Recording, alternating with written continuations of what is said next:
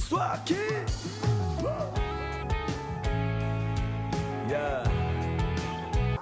Capital do Evangelho, lugar diferente, pessoas diferentes, pensamentos diferentes, onde o Evangelho nos reúne.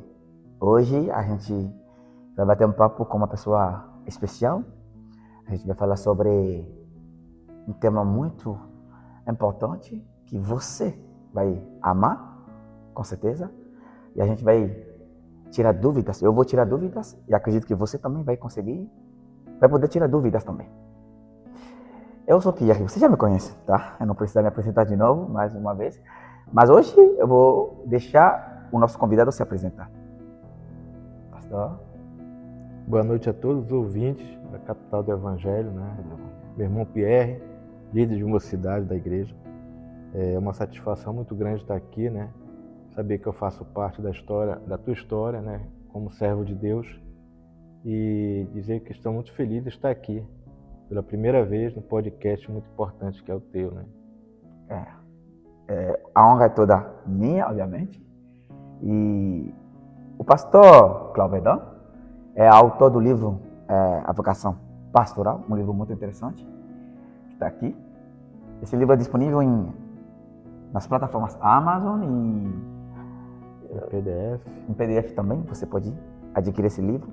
Esse livro é muito, eu não vou falar que é bom, é muito interessante e é indispensável para quem quer ter, vamos dizer, clareza sobre o seu chamado, sobretudo o chamado pastoral, da vocação pastoral, na verdade. E esse livro, em vez de falar sobre o livro, vamos fazer pergunta para a autor do livro. O que você acha disso? Eu acredito que será melhor falar com o autor do livro do que falar do livro. Então, pastor Clauvedon, a minha primeira pergunta hoje é: o que inspirou o pastor Clauvedon a escrever esse livro? O que inspirou o pastor Clauvedon? Bom, esse livro, primeiramente, ele é fruto de um trabalho de conclusão de curso da Faculdade Teológica que fiz, né? E naquele momento em que eu me formava, lá em 2010, eu tive uma grande curiosidade de escrever a respeito do chamado pastoral, haja vista que o nosso seminário, o Seminário Batista Equatorial, lá de Belém do Pará, ele trabalhava os vocacionados, né? Ele iniciou o trabalho dele há muitos anos. Meu pai, ele tinha um desejo como pastor de participar, de fazer parte do Seminário Batista Equatorial, mas como nós éramos assembleanos, na época do meu pai, só podia entrar os batistas, né? E era um seminário voltado para o pastorado batista, mas depois, quando ele foi aceito pelo MEC, né? Foi cadastrado no MEC, ele teve por obrigação aceitar outras pessoas que não somente os batistas, né? E ali minha esposa, meu irmão, nós fizemos junto ali o seminário. Foi muito bom e me chamou a atenção muito esse chamado pastoral, porque alguma coisa me chamava a pastorear. E eu gostaria de escrever para me aprender um pouco mais sobre o chamado pastoral. Tá, eu entendo o que inspirou. Mas vocação pastoral é um tema muito, vamos dizer, intrigante. Porque quando as pessoas ouvem, ou ouçam, na verdade, sobre o caso ser pastor, o que é ser um pastor? O pastor Clauvedon, o que é ser um pastor? Eu digo que esse tema, ele é um tema muito atual, né? Muito atual. Apesar de ter escrito na minha formação, já faz um tempo, mas ele é muito atual, porque ele desperta as pessoas para este assunto num momento muito difícil da igreja, né? Nós vivemos um momento de muitas dificuldades da igreja, nós vivemos uma proliferação de pequenas igrejas, né? A legislação brasileira, ela permite que qualquer pessoa vá até um cartório e constitua ali uma sociedade, né? uma instituição com CNPJ e tudo, né? E abra a sua própria igreja, coloca qualquer nome ali e abra a sua própria igreja. Muitas vezes essas pessoas não têm o chamado pastoral, né? Não têm a vocação para pastor, mas como hoje se tornou fácil abrir um templo, uma igreja, as pessoas acham que qualquer uma pessoa pode ser pastor, né? E aí o que tem ocasionado? Muitos escândalos na igreja, né? Advindo daí dessa... Porque muitas pessoas não sabem, por exemplo, vou tratar da Assembleia de Deus porque eu sou da Assembleia de Deus, não entende a Assembleia de Deus, o ministério da Assembleia de Deus por dentro, né? Olha por fora. E quando a maioria das pessoas que abre igreja coloca Assembleia de Deus, e aí acrescenta ali um nome a mais, para não ficar muito parecido, né? E aí, para dar o destaque lá para o seu ministério. E aí o que acontece? Quando esse pastor ele causa algum problema, algum escândalo, lá fora, a imprensa ela vai culpar a Assembleia de Deus, né? Não vai dizer lá que aquela Assembleia de Deus Não é bem da Assembleia de Deus. Não é bem da Assembleia de Deus. E muitas vezes, o pastor que abre uma igreja, às vezes nem é pastor, né? Ele foi um diácono por algum tempo na igreja, saiu e abriu uma igreja, seja lá qual cargo ele exercia, né? Muitas vezes, talvez nem cargo ele tenha tido, né? Era apenas um membro da igreja. Aí foi abrir a igreja dele e se autodenominou pastor, né? Se autodenomina pastor. Isso é muito perigoso para o ministério, né? Muitas pessoas, sem saber disso, entram nessas igrejas, né? E muitas vezes aquele pastor não tem nenhum fundamento e as pessoas vão sendo orientadas erradas, né, no evangelho. E quando elas resolvem sair dali e entram numa igreja mais séria, aí nós temos um problema. O problema de como consertar, como colocar aquela pessoa no caminho que deve andar quando ela já foi ensinada errada, né? Essa é uma grande dificuldade que a gente tem hoje nas igrejas. Então, o pastor Cláudio acredita que o fato que as pessoas não têm o verdadeiro conhecimento, ou seja, não buscam o conhecimento de verdade, não têm a vocação de verdade de ser pastor, mas mais ou menos por questões mais, vamos dizer, questões mais privadas, mais gananciosos, eles resolvem, eu quero ser pastor porque com isso eu posso me dar bem, mas eu não quero ser pastor porque eu quero cuidar das ovelhas. Mais ou menos isso. Então a pessoa se torna pastor, surge o nome pastor, na verdade, o cargo pastor, porque hoje em dia as pessoas ouvem, pastor, os pastores são todos ladrões, os pastores são todos assim, e a maioria das pessoas generalizam. Só que tem gente que se fazem, ou seja, que se denominam pastor, se realmente tem a capacidade de exercer esse cargo, fazem o que eles querem, criam, não sei, educam as pessoas de um jeito distorcido.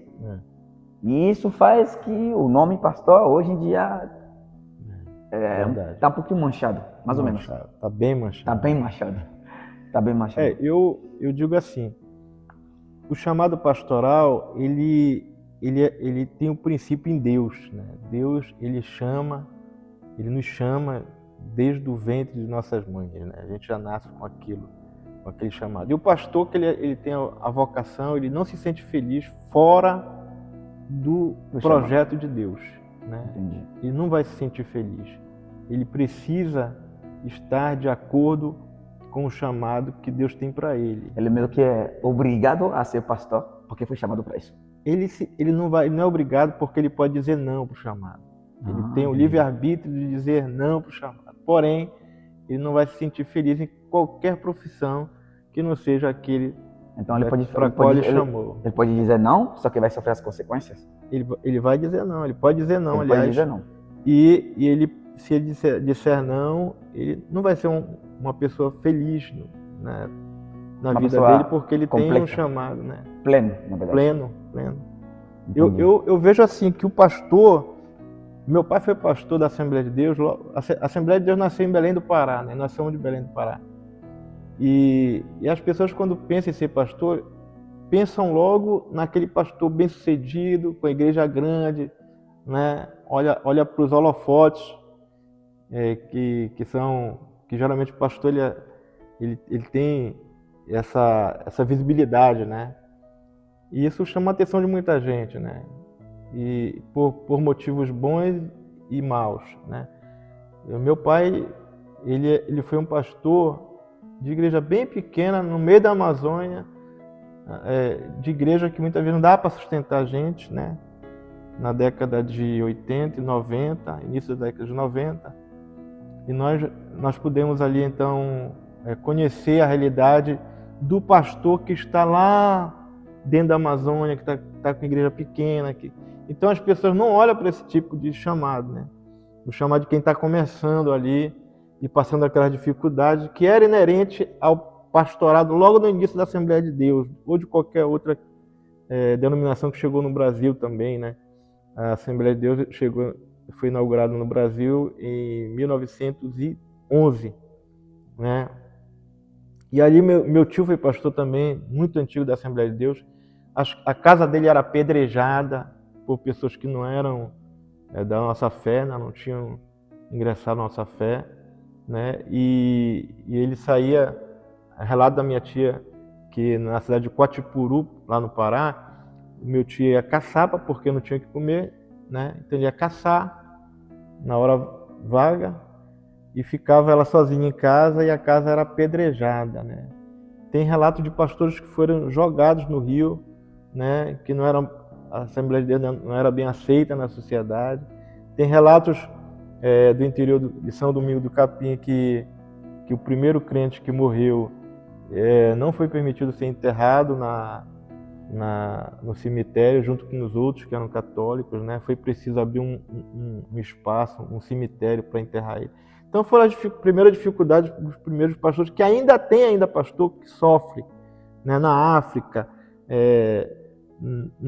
aqui mesmo no Brasil, na Amazônia, no Nordeste, e as pessoas pensam ser pastor somente olhando para aqueles que já galgaram, né? Já trabalharam, já galgaram uma igreja mais estabilizada. Né? Mais estabilizada. Entendi. Então, a gente pode falar, pastor, é privilégio? Ou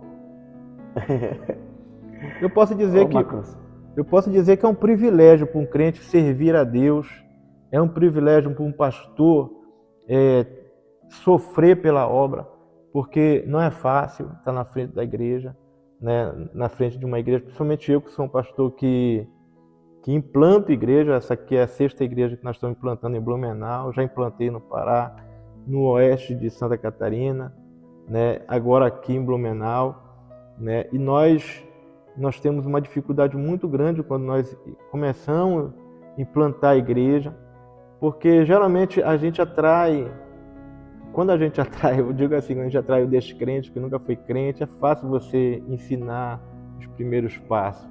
Ou seja, uma pessoa que nunca acreditou em Cristo. É uma pessoa que vem de uma fé diferente, né, que nunca foi crente, pentecostal, evangélico, e aí ele aceita, ele aceita o chamado, né, porque é o chamado geral, é aquele que Deus chama, e o chamado específico é aquele que te dá uma função, né? O chamado geral é para ser salvo, o chamado específico é para você cumprir uma função específica na igreja. Ajudar na igreja, não, nesse caso. Numa função específica, seja um músico, seja um levita, seja o pastor, né?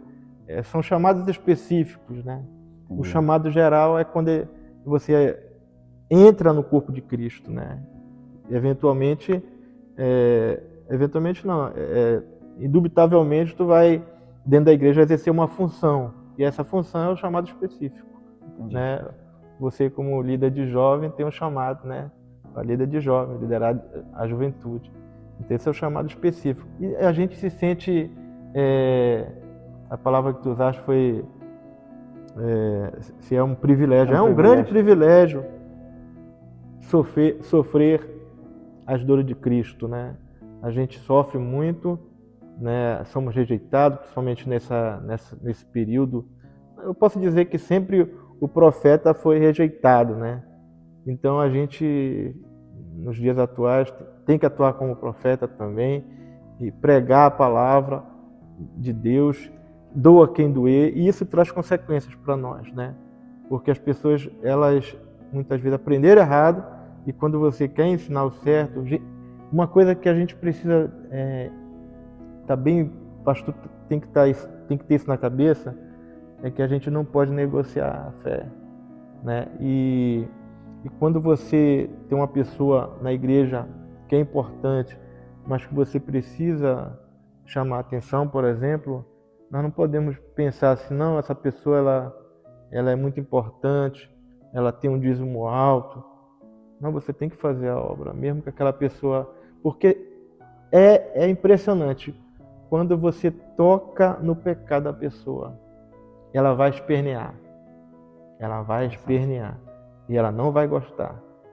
Se a pessoa não gostou da pregação, porque tocou ali na ferida e dói, e muitas vezes nós não estamos preparados, nós vivemos uma sociedade muito egocêntrica, né? E as pessoas, elas precisam ter o ego afagado. Quando você fere o ego, você arranja um inimigo. Entendi. Interessante. Então não importa o cargo da pessoa, não importa a importância da pessoa, não importa quem é a pessoa, se a pessoa é muito importante, a gente não pode negociar a fé. Não pode. Isso é negociável. Se a pessoa está pecando, tem que chamar a atenção, tem que falar, cara, você que está fazendo não é...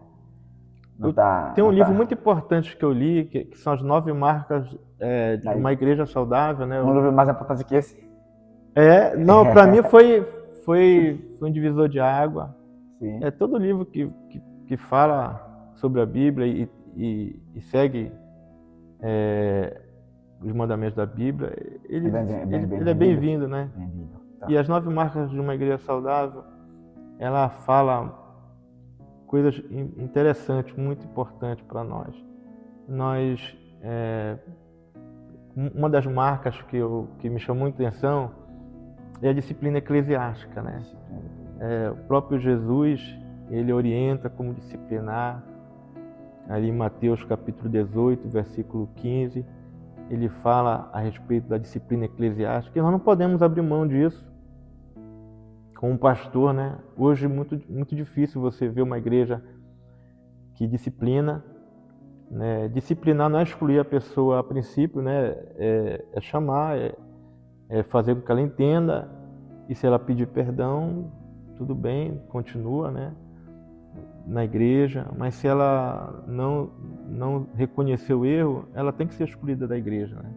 Ela precisa ser excluída para que não traga escândalo para a igreja. Escândalo. Né? E a gente precisa seguir o que está na Bíblia ainda. Não podemos abrir mão. Tá. Pastor, eu tenho uma pergunta. Tá? Uma pergunta muito importante.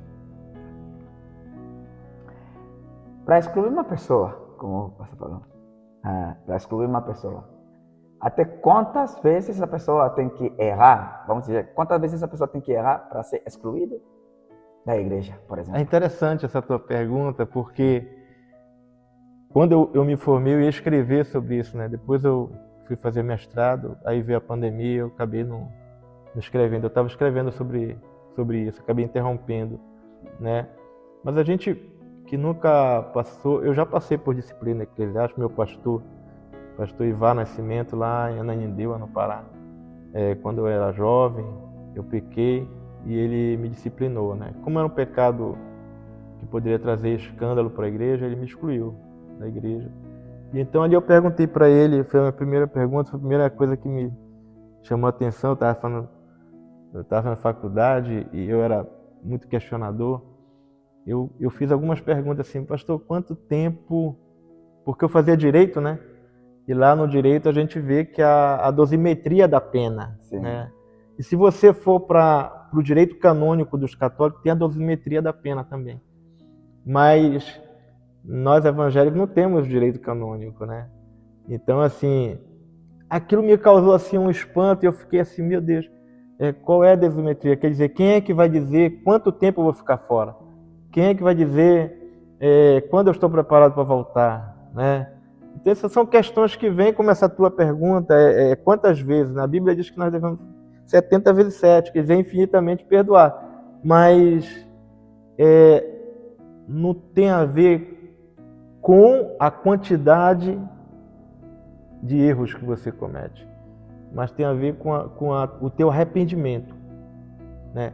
Se você se arrepender, ok. Tudo bem.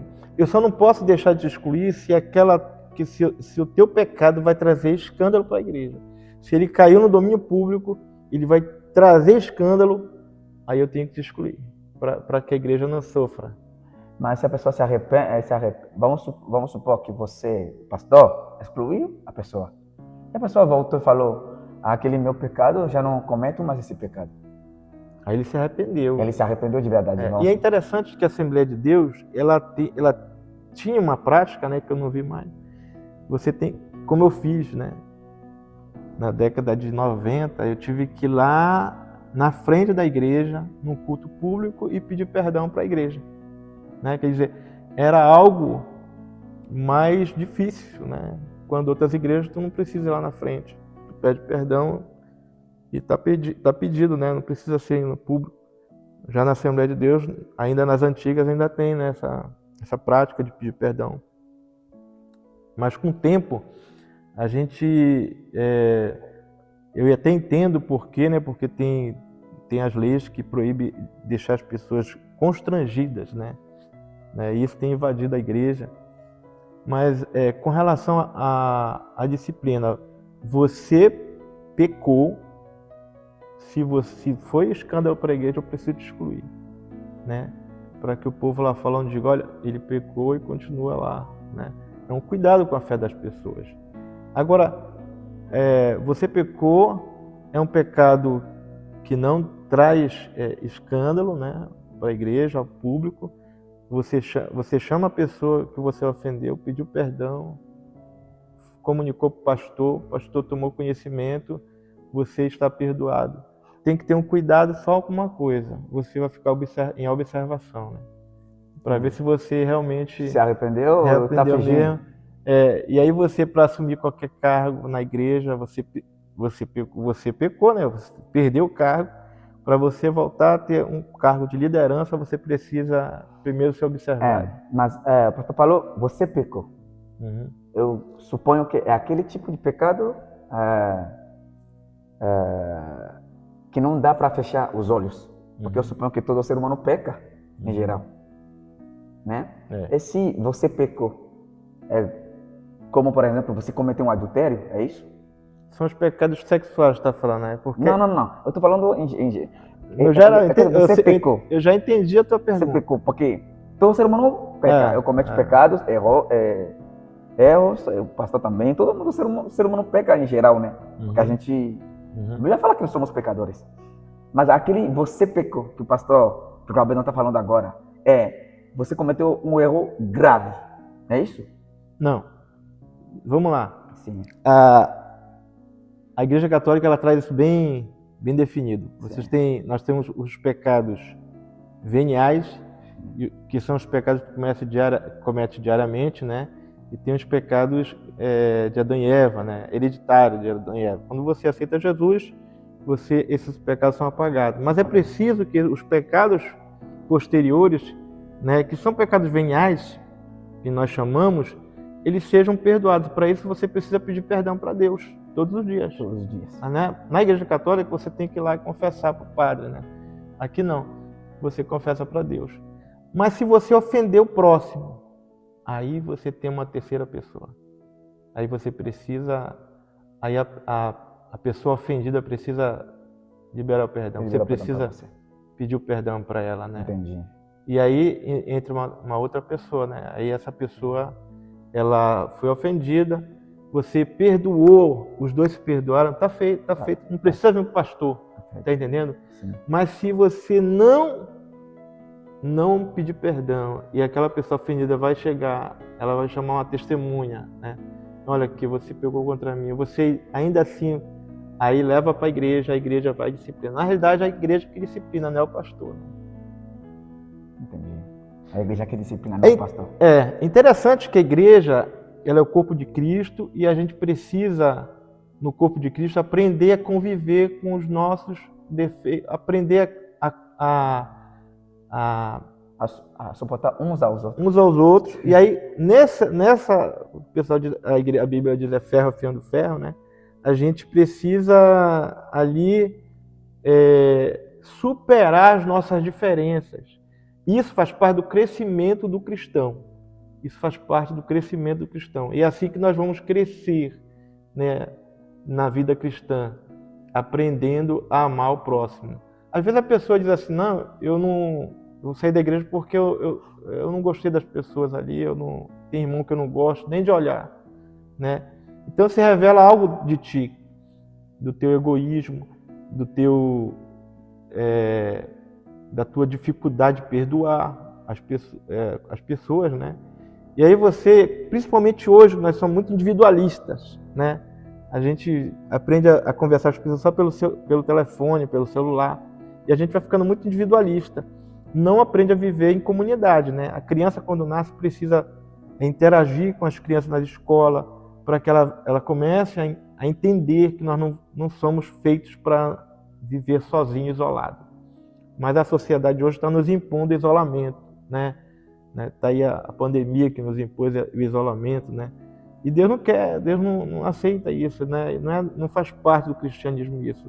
Viver em comunidade, nós precisamos aprender a viver em comunidade com as nossas diferenças, né? Aprender a respeitar a diferença, aprender a respeitar a diferença diz respeito ao que nós temos aqui na igreja, muito que eu valorizo muito. Nós temos africano, venezuelano, haitiano, brasileiro do norte, brasileiro do sul. Todos nós nos respeitamos e nos amamos, né? E isso é muito importante.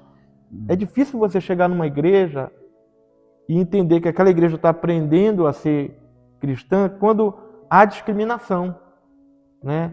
E a gente sabe que há discriminação em certas igrejas. A gente luta aqui na nossa igreja para que não haja discriminação, porque todos nós somos filhos de Deus, todos nós somos independente da raça, da cor, do peso, né? De qualquer diferença. Nós não podemos levar em consideração isso no nosso relacionamento. Entendi. Acho que você também entendeu, acho que a audiência também entendeu. Então, é justo a mensagem do capital do Evangelho, né? Pessoas diferentes, pensamentos diferentes, mas o Evangelho muito bom. Nos reúne, né? E, pastor, é o seguinte, vamos supor, eu sou jovem e eu sinto que eu tenho o chamado de ser pastor. Se eu ler esse livro, vamos supor que eu nunca li esse livro, tá? E se eu ler esse livro, A Vocação Pastoral, eu encontro a minha resposta, sim ou não? Sim, esse é o livro, ele propõe a ser a primeira luz, o primeiro passo, né, de quem pensa. A Bíblia diz assim que quem almeja o episcopado, boa coisa almeja, né? Mas essa pessoa que almeja, ela tem que ter, porque Deus olha muito para nossas intenções. Então, quando eu vejo um pastor mal intencionado, alguém querendo ser pastor mal intencionado, né, que não tenha o amor nas suas intenções, pela obra, né, o chamado pastoral, esse não é um bom sinal. Não é um bom sinal. Então tem que ser uma pessoa que realmente sente que quer cuidar das pessoas, sente sem que realmente... interesses pessoais. Sem interesses pessoais. Sem interesses pessoais. Nesse caso, que tipo de interesses pessoais? Tem vários, né? O fato de você achar que a igreja é uma empresa que você pode aferir lucro, uma má intenção. Ou o simples fato de você querer ser mais do que os outros, né? Aparecer mais, porque a atividade pastoral ela traz, querendo ou não, esse holofote, né? para atividade pastoral, e muitas pessoas elas querem ser ovacionadas, né? Você hoje as pessoas querem estar no Instagram, muitos não é porque ali é um meio de você, mas é porque às vezes querem parecer. Né? Querem ser ídolos das pessoas, né? E isso não é um bom motivo. Ou seja, em vez de entrar na vocação pastoral para servir as pessoas, como se deveria ser, é o contrário. É o contrário, quer que as pessoas sirvam. Entendi. Tá. Pastor, então nem toda a Assembleia de Deus é a Assembleia de Deus. Nem toda a Assembleia de Deus é a Assembleia de Deus. Interessante. Eu acho que é a primeira vez que estou ouvindo essa. Não sei, eu acho que isso vai tirar uma dúvida enorme para as pessoas que estão... Meu Deus, hoje tem infinitas Assembleias de Deus. Tem as convenções grandes, tem a CGADB, por exemplo, que é a primeira e a maior, né? E tem as outras convenções, como a Madureira, tem a convenção da Igreja Mãe, tem várias convenções, né? Mas eu tenho uma dúvida. Como a pessoa pode reconhecer se está entrando numa Assembleia de Deus, de verdade, ou se está entrando numa Assembleia de Deus, que nem você mencionou... Uma pergunta muito interessante, né? Eu já vi algumas igrejas que colocam a foto do pastor na entrada. Isso não é um bom sinal. Então, é um bom sinal. Você já sabe, se você vê uma foto... Se coloca ali, igreja do pastor fulano de tal, já não é um bom sinal. Porque eu quero estar na igreja de Cristo, eu não quero estar na igreja do pastor. Né? Já não é um bom sinal. A Assembleia de Deus, quando a igreja se propõe a pregar o evangelho, a preservar as marcas de uma igreja saudável, eu creio que ela tem tudo para ser mesmo que ela seja uma igreja independente. Mas quando a gente entra num outro aspecto, né? Por que eu quero uma igreja independente, né? Por que eu quero me separar? Porque eu não gostei da convenção, não gostei do pastor. Isso é um mau sinal.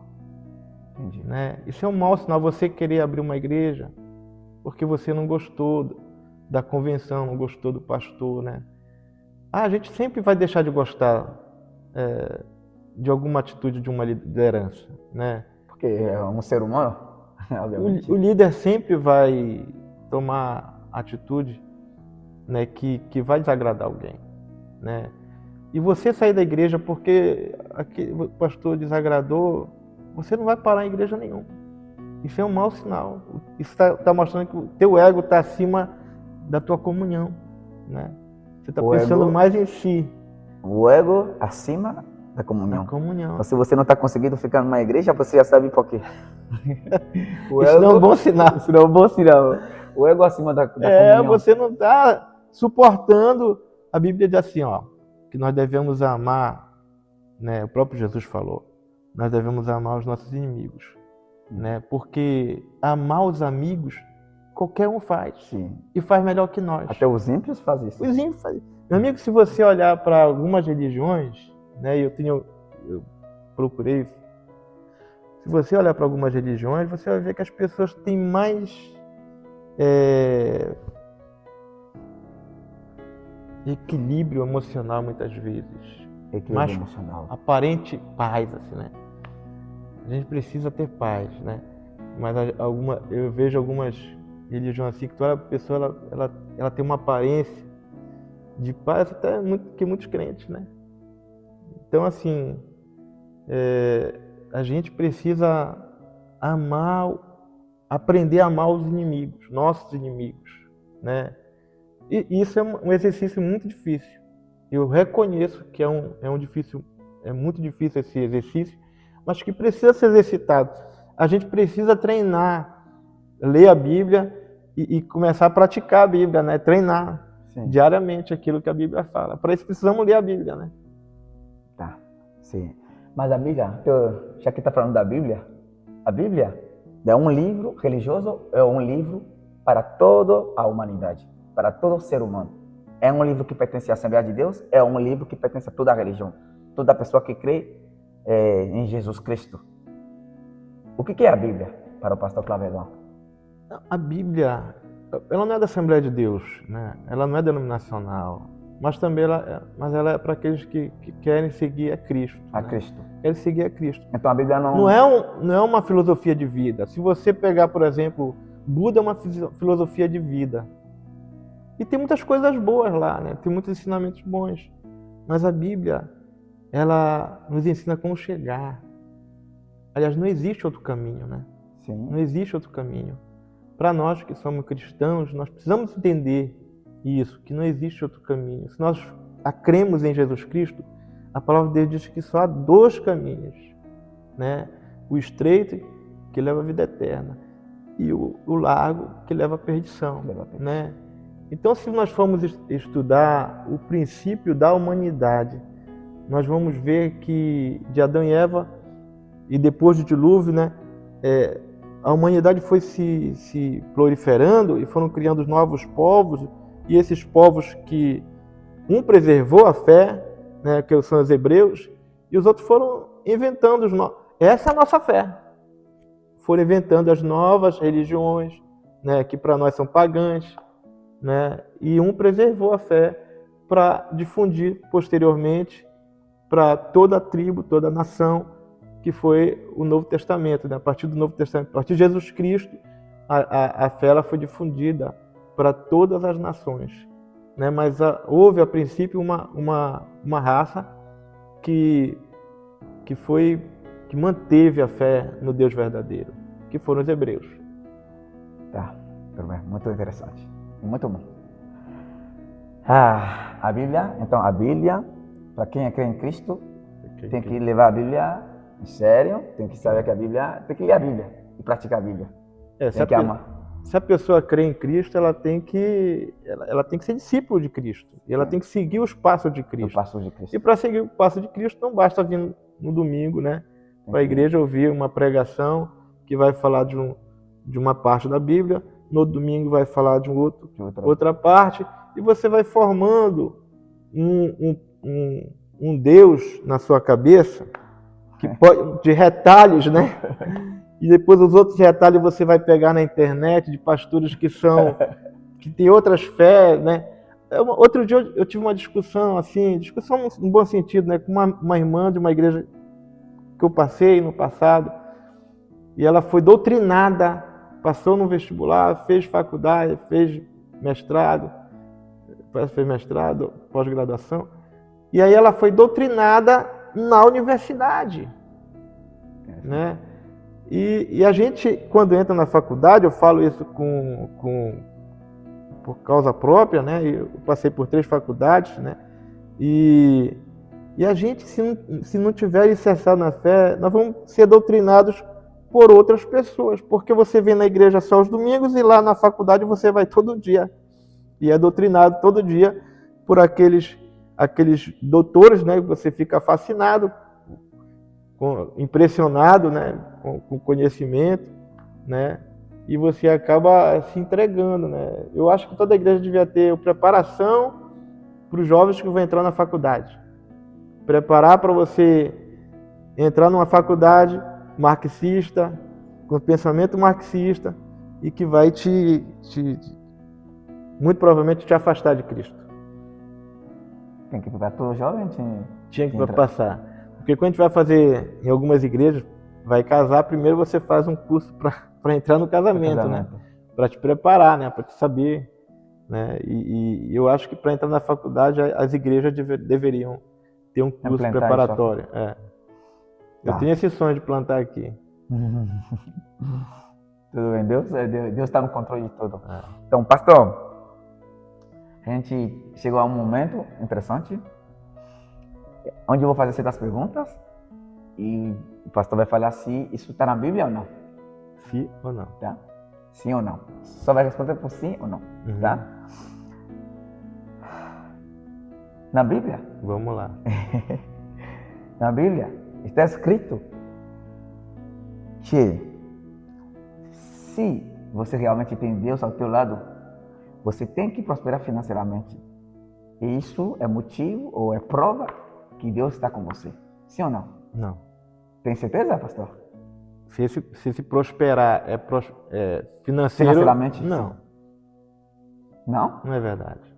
Na verdade? Tem certeza? Certeza. Tá, próxima pergunta. A Bíblia, no primeiro livro que está na Bíblia, Deus deixou bem claro que criou a humanidade, ou seja, que criou o ser humano para cuidar somente da terra e nada mais. Também não. Não é verdade? Sim ou não? Não. Não? Não. Tem certeza, pastor? Certeza absoluta? Tá. A próxima pergunta. São 4 perguntas. Tá? A próxima pergunta. Na Bíblia, Deus mandou Josué para libertar o povo de Israel. Não. Sim ou Não é não? verdade. Não. Josué não. Josué não? Não. Tem certeza, pastor? Ele não mandou ele Para pra livrar libertar. o povo de Israel. Não. Não. Nessa ordem não. Ok. Na Bíblia, na mesma Bíblia, tem certeza que eu não quer voltar atrás? Não. Tá bom, tá bom. Na mesma Bíblia, última pergunta. Na mesma Bíblia, Deus Todo-Poderoso, falou que o ser humano tem os mesmos poderes que ele. Que o ser humano pode fazer tudo, absolutamente tudo que ele pode fazer. Sem nenhuma exceção. Sim ou não? Ele falou que sim, isso é verdade. Tem certeza? Eu sei que isso é muito polêmico, mas ele falou que pode. Eu repito a pergunta. Na Bíblia, Deus falou. Eu tô entendendo. Aí essa parte é muito boa. Essa é uma boa pergunta. Deus falou que o ser humano pode fazer tudo. E muito mais. Tudo.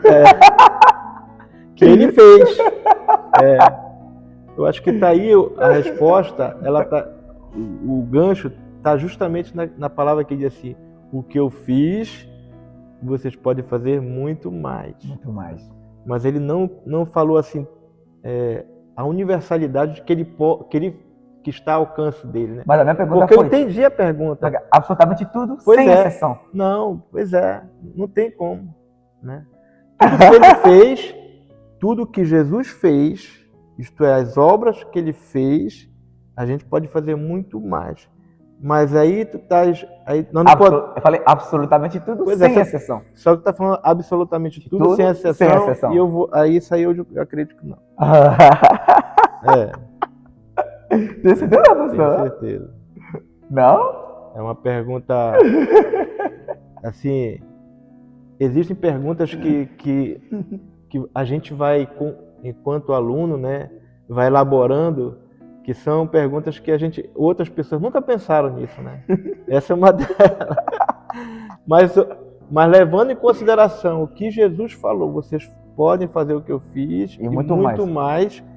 Mas a afirmação dele nunca foi absolutamente tudo, sem exceção. Só que não chega a ser absolutamente tudo. Por isso, aí é que está o pulo do gato, né? Sim. O que eu fiz, você pode fazer muito mais. Mas não está dentro do conjunto de tudo que ele pode... Tudo sem exceção. Sem exceção. Porque ele criou os céus e a terra. E a gente não pode criar o céu e a terra. Eu creio que não. Já foi feito. Voltar a fazer. Tá bom. Então, tá tudo certo? O último, quase. Essa é bem elaborada. Quase que caiu no último.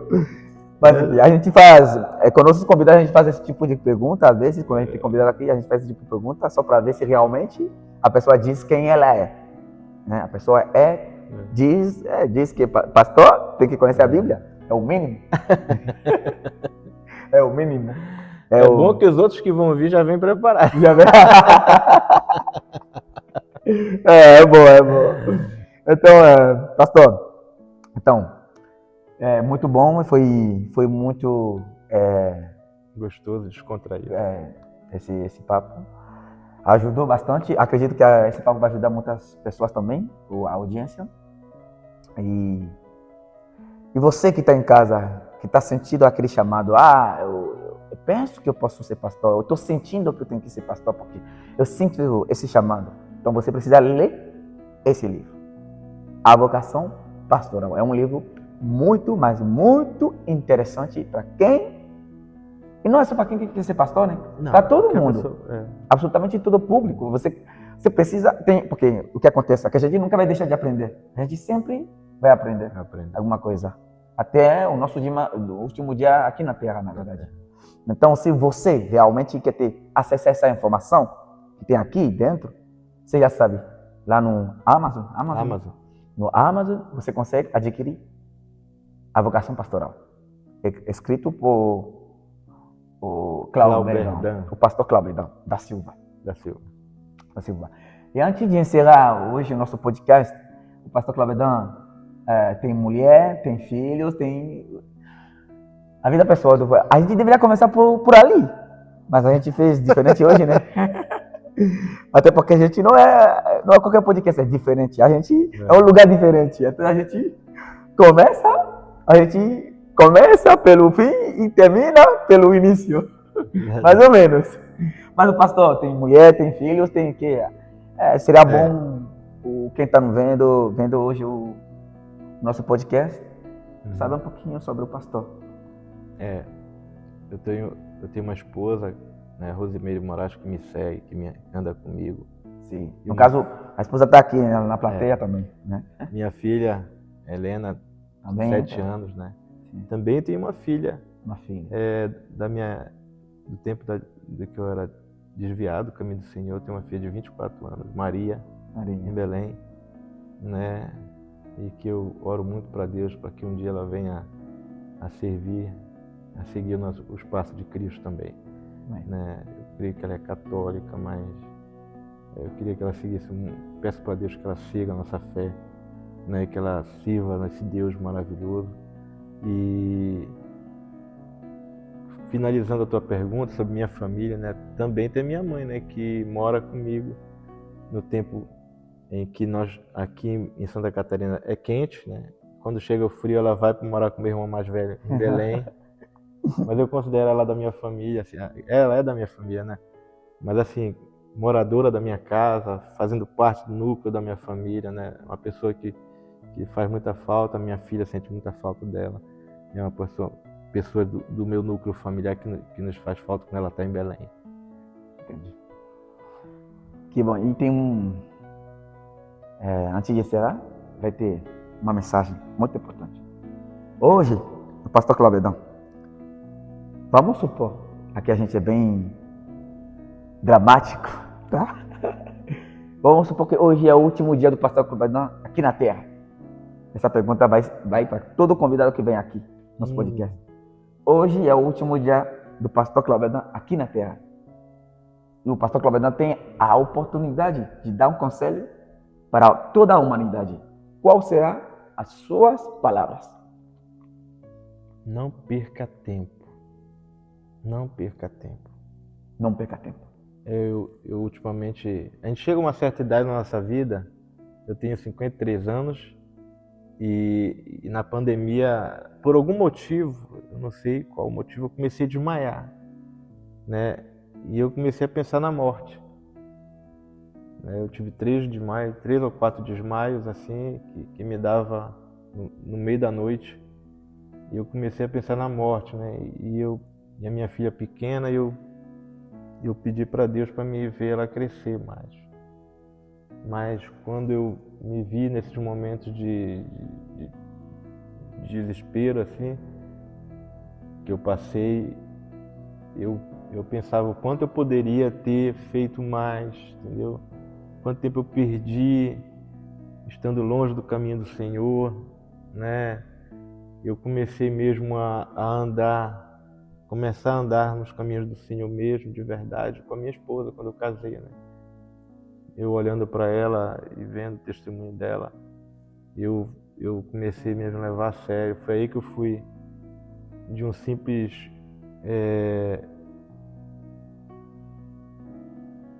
Eu ia para a igreja, mas eu era apenas o visitante, né? frequentador de templo, eu comecei então a me engajar mesmo na obra, queria fazer seminário, fiz seminário depois que eu casei com ela, e eu comecei a ter interesse mais.